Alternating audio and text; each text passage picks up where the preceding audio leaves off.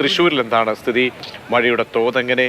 വെള്ളക്കെട്ട് അവിടെയും ഒരു പ്രശ്നമായി മാറിയിട്ടുണ്ടോ? തൃശ്ശൂരിൽ മഴയ്ക്ക് ശമനമുണ്ട്, പക്ഷേ കടലേറ്റം രൂക്ഷമാണ്. തീരദേശ മേഖലയിലെല്ലാം തന്നെ വലിയ തോതിൽ കടലേറ്റമുണ്ട്. പ്രത്യേകിച്ചും ചാവക്കാട്, ബ്ലാങ്ങാട്, അതുപോലെ തന്നെ മുനക്കക്കടവ്, ഈ അഞ്ചങ്ങാടി മേഖലയിലാണ് ഇപ്പോൾ കടലേറ്റം രൂക്ഷമായിരിക്കുന്നത്. ഇന്നലെയും ഈ മേഖലയിൽ ശക്തമായ കടലേറ്റം ഉണ്ടായിരുന്നു. ഇന്നിപ്പോൾ അല്പസമയം മുമ്പാണ് കടൽ കയറി തുടങ്ങിയത്.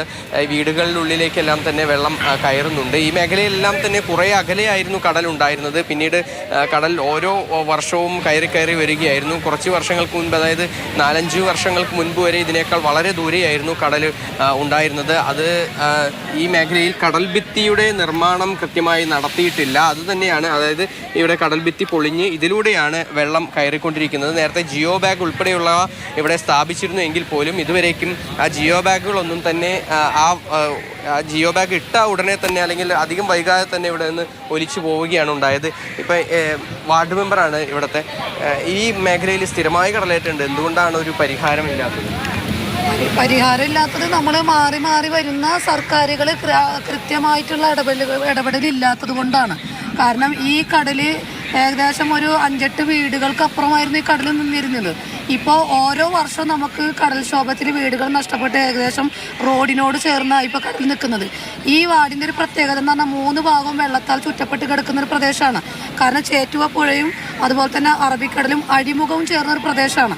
ഈ കടപ്പുറം പഞ്ചായത്തിൻ്റെ തന്നെ 16 വാർഡുകളിൽ ഏറ്റവും കൂടുതൽ രൂക്ഷമായ കടൽക്ഷോഭം ഉണ്ടാകുന്നതും അതുപോലെ തന്നെ ഈ വാർഡിനെ കൂടുതൽ പ്രയോറിറ്റി കൊടുക്കേണ്ടതുമായ വാർഡാണിത്.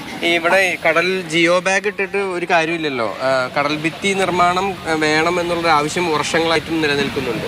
വർഷങ്ങളായിട്ട് കടൽ ഭിത്തി വേണമെന്നും അതുപോലെ തന്നെ ഇടയിലിടയിൽ പുലിമുട്ട് നിർമ്മാണം ഉണ്ടെങ്കിൽ മാത്രമേ നമുക്ക് ഈ കടൽ ഭിത്തി കൊണ്ട് ശാശ്വത പരിഹാരമുള്ളൂ.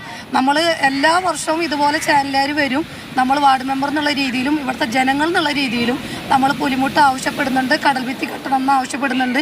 താൽക്കാലികമായി ഇറിഗേഷൻ്റെ ഭാഗത്തുനിന്ന് പിന്നെ മണ്ണ് ഘടിപ്പിക്കുകയും അതുപോലെ തന്നെ ജിയോ ബാഗ് സംരക്ഷണം നൽകുന്നുള്ളൂ. അതുകൊണ്ട് ഈ പരിസരത്ത് യാതൊരു പരിഹാരമില്ല.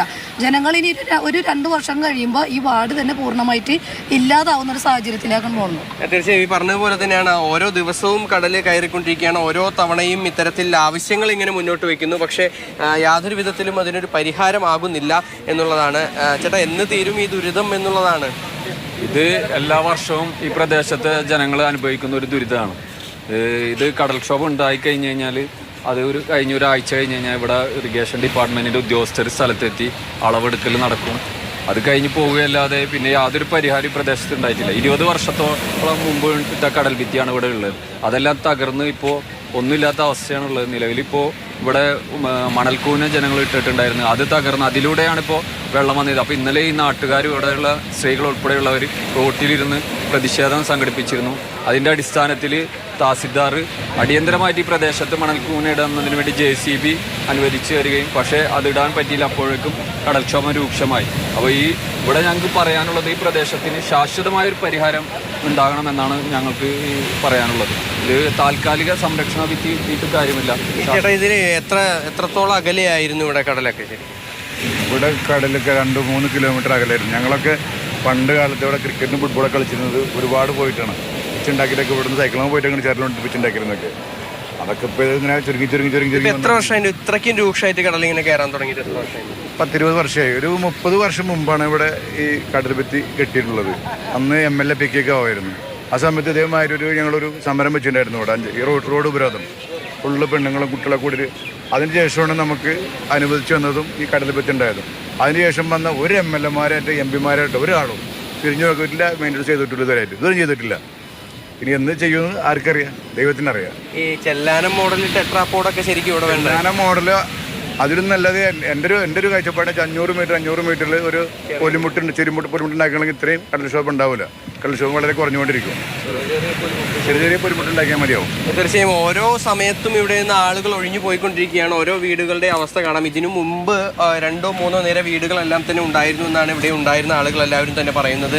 അപ്പുറത്തെ ഭാഗങ്ങളിലും, അതായത് ഇതിപ്പോൾ മുനക്കക്കടവ് ഭാഗമാണ്, അഞ്ചങ്ങാടി ഭാഗത്തും ഇത്തരത്തിൽ സമാനമായ രീതിയിൽ കടൽ കരയിലേക്ക് കയറിക്കൊണ്ടിരിക്കുകയാണ്. അങ്ങനെ വലിയ തോതിൽ കടലേറ്റം ഈ തീരദേശ മേഖലയെ ബാധിച്ചു എന്ന് വേണം നമുക്ക് പറയാൻ. ഇന്നലെ വലിയ തോതിലുള്ള പ്രതിഷേധങ്ങളെല്ലാം നടന്നതിനെ തുടർന്നൊരു താൽക്കാലിക ആശ്വാസം എന്നോണമാണ് ഇപ്പോൾ ഇത്തരത്തിൽ ഈ മണ്ണ് നിറയ്ക്കാനായി ഇവിടേക്ക് അധികൃതർ എത്തിച്ചത്, JCB ഉൾപ്പെടെയുള്ള. പക്ഷേ അതുകൊണ്ടൊന്നും യാതൊരു കാര്യവുമില്ല. കഴിഞ്ഞ വർഷവും ഈ സമാനമായ രീതിയിൽ കടലേറ്റം ഉണ്ടായപ്പോൾ ഒരു താൽക്കാലിക ആശ്വാസം എന്നോണം ഈ അഞ്ചങ്ങാടി ഭാഗത്ത് കുറച്ച് കരിങ്കൽ ഭിത്തി നിർമ്മിക്കുകയും ചെയ്തു. പക്ഷേ ഇപ്പോൾ വീണ്ടും ആ അഞ്ചങ്ങാടി ഭാഗത്ത് കടലേറ്റം രൂക്ഷമാണ്. അവിടെയെല്ലാം തന്നെ ഇപ്പോഴും വെള്ളം കയറിക്കൊണ്ടിരിക്കുകയാണ്. സമാനമായ രീതിയിൽ ഓരോ നിമിഷവും ഇവിടെ കടൽ കയറിക്കൊണ്ടിരിക്കും. നമുക്ക് ആ ദൃശ്യങ്ങളിൽ തന്നെ കാണാൻ സാധിക്കും.